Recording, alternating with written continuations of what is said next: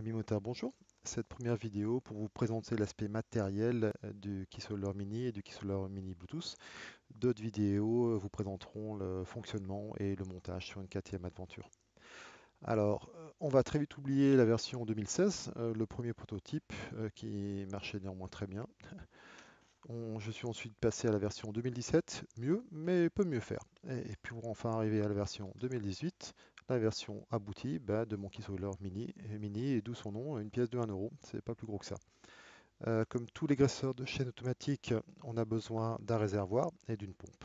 Donc une pompe pour générer une goutte d'huile et vraiment une goutte d'huile, croyez-moi, sur la couronne arrière. Pour ce faire, j'utilise une pompe Delorto Play, PLE.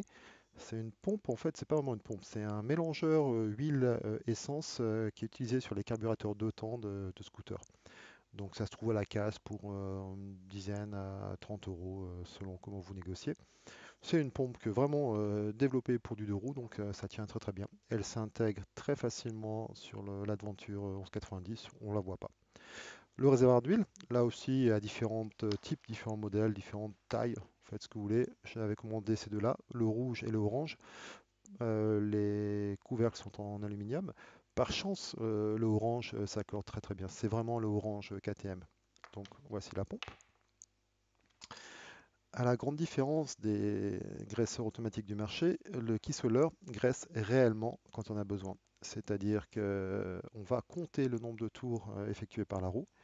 Et en fonction d'un certain nombre de tours, on va venir délivrer une goutte et vraiment qu'une goutte là où il faut.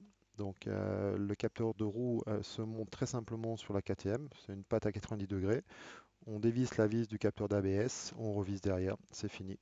C'est un capteur IP66, ça veut dire étanche à l'eau, à la poussière. Il est inductif, donc sans contact, pas besoin d'aimant. Il va simplement détecter le nombre de tours, le passage de la couronne de frein, disque de frein. Et il y a une lettre d'état qui permettra de savoir si ça détecte bien. C'est assez pratique. Sur ma KTM, je l'ai simplement peint en noir, c'est encore plus discret. Par chance, le câble est assez long et permet de rejoindre le dessous de la selle où est monté le cœur du système, la CPU. Donc la CPU, ben voilà, comme vous voyez, on retrouve la carte. Je la mets sous une gaine thermorétractable transparente parce que de l'autre côté, il y a des LED. Donc ça permet de voir l'état, si c'est en marche, si c'est éteint. Toujours pratique. Au niveau câblage, on ne peut pas plus simple, hein. Deux fils qui vont sur la batterie.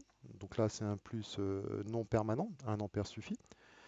Deux fils qui vont aller sur la pompe, c'est le contrôle de la pompe, une impulsion de X millisecondes, il faut être assez précis. Le capteur qui va sur la roue, compter le nombre d'impulsions de la tour, on a 6 impulsions par tour sur la KTM, c'est configurable.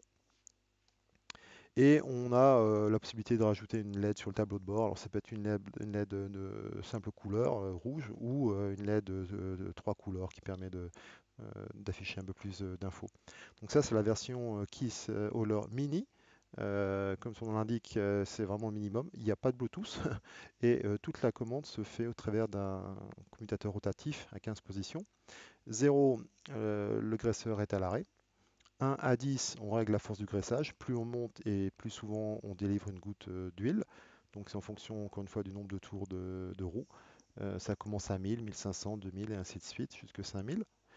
Et puis il y a aussi quelques petites fonctions supplémentaires assez sympas. Il y a notamment en position 15 un simulateur, c'est-à-dire qu'à l'arrêt, moto sur sa béquille, si vous voulez, vous le mettez en simulation et le Keysolar va générer une goutte d'eau toutes les 5 secondes. Ça permet de voir que ça marche, la pompe marche, etc.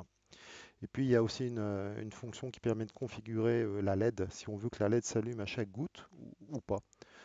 C'est très vite gonflant, mais au début, c'est pratique pour voir que ça marche, même à très grande vitesse, il n'y a aucun souci. Donc ça, c'est le Keysolar Mini, sans Bluetooth, encore une fois, sans alarme, sans défaut au niveau d'huile, sans possibilité de configurer la pompe. La pompe, elle est fixe, elle est définie. L'impulsion, c'est toujours de 300 millisecondes, c'est important. 300 millisecondes pour avoir une goutte avec une Delorto Play, encore une fois, la pompe d'origine.